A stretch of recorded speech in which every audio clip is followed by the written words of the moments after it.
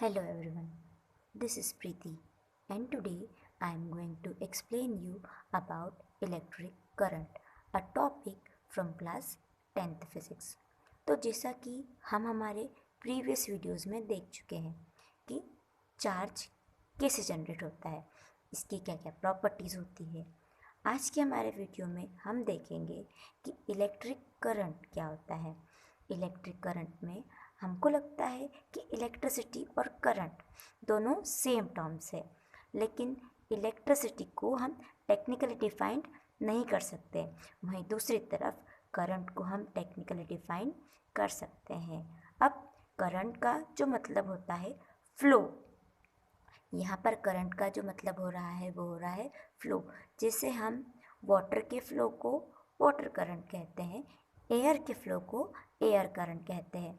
अब अगर हम एग्जाम्पल के लिए देखते हैं कि यदि हम पानी के बहाव के साथ में तैरते हैं तब हम उसे कहते हैं अलोंग द वाटर करंट, और अगर हम यदि पानी के बहाव के दूसरी दिशा में तैरते हैं तब उसे हम कहते हैं अगेंस्ट द वाटर करंट। उसी तरीके से हम इलेक्ट्रिक चार्जेस जो होते हैं, इलेक्ट्रिक चार्जेस के फ्लो को इलेक्ट्रिक करंट कहते हैं।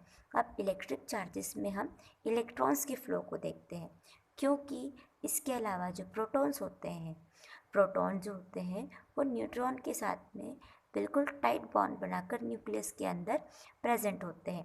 प्रोटॉन्स का फ्लो नहीं होता है, केवल इलेक्ट्रॉन्स का फ्लो होता है। इसीलिए इलेक्ट्रिक चार्जेस में इलेक्ट्रॉन के फ्लो को हम इलेक्ट्रिक करंट से डिफाइन कर सकते हैं। अब अगर यहाँ पर हमें इलेक्ट्रिक करंट की डेफिनेशन देखनी है तो यहाँ पर हमारे पास दो डेफिनेशंस दी हुई है।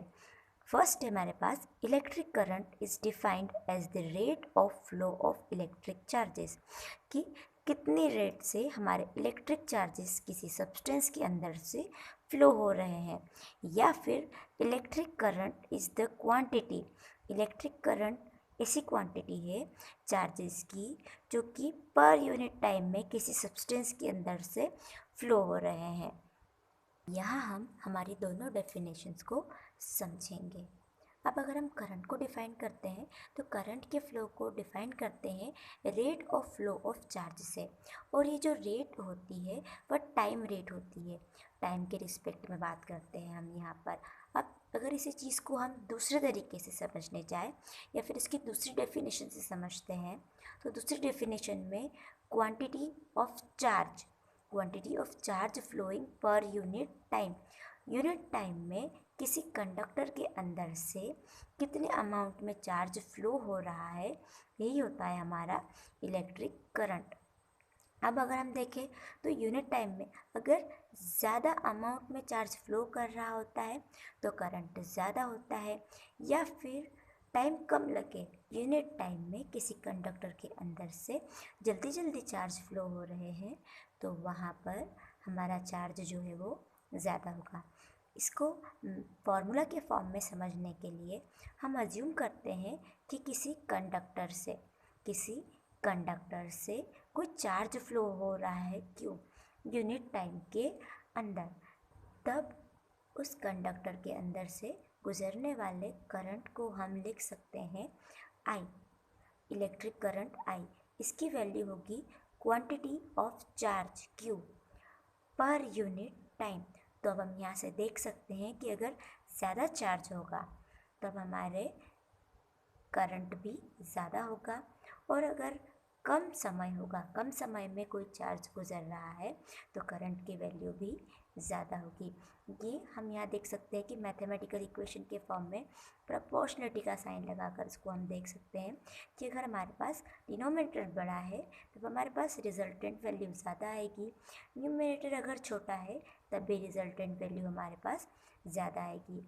अब अगर यूनिट ऑफ करंट देखते हैं तो ऐसा यूनिट करंट की है एम्पियर, जो कि एक फ्रेंच साइंटिस्ट के नेम पर रखी हुई है। उन साइंटिस्ट का नेम है एंडर मैरी एम्पियर। करंट की ऐसा यूनिट है एम्पियर, चार्ज की ऐसा यूनिट है कूलाम, और टाइम की ऐसा यूनिट है सेकेंड। तब हम इक्वेशन 2 से राइट कर सकते हैं 1 ampere is equal to 1 coulomb per second. तो इसका मतलब ये है कि किसी कंडक्टर के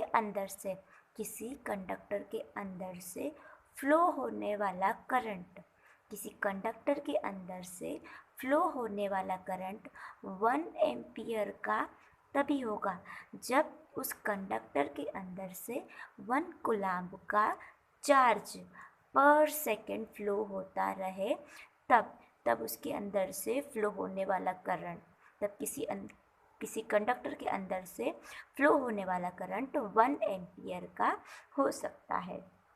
अब जो हमारी एम्पियर है, ये तो बहुत लार्ज क्वांटिटी की यूनिट है। इसका यूज़ हम डे टू डे लाइफ में नहीं करते हैं। डे टू डे लाइफ में कुछ स्मॉलर क्वांटिटीज़ का यूज़ करते हैं। तो फर्स्ट है हमारे पास 1 मिली एम्पियर। 1 मिली एम्पियर जो होता है वो 10 की पावर -3 एम्पियर होता है। 10 की पावर -3 एम्पियर से मतलब है कि हमारा जो मिली एम्पियर है वो एम्पियर से थाउजेंड्स टाइम छोटी यूनिट होती है।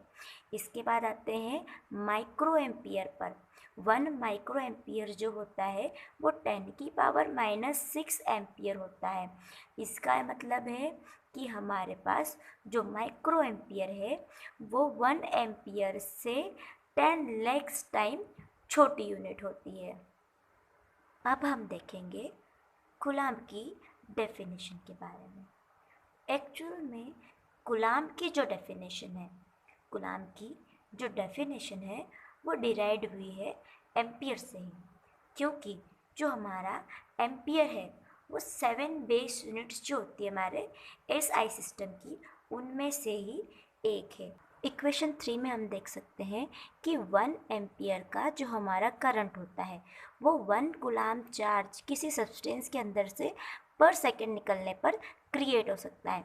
तो हम इक्वेशन 3 को मॉडिफाइड कर करके राइट कर सकते हैं 1 coulomb is equal to 1 ampere into 1 second. इसका मतलब है कि 1 कूलम्ब चार्ज की एक ऐसी क्वांटिटी है जो कि किसी सर्किट में से तब फ्लो होता है जबकि उस सर्किट में से 1 एम्पियर का करंट 1 सेकेंड में फ्लो होता रहता है। तब हम उस चार्ज को 1 कूलम्ब चार्ज कह सकते हैं। Thank you.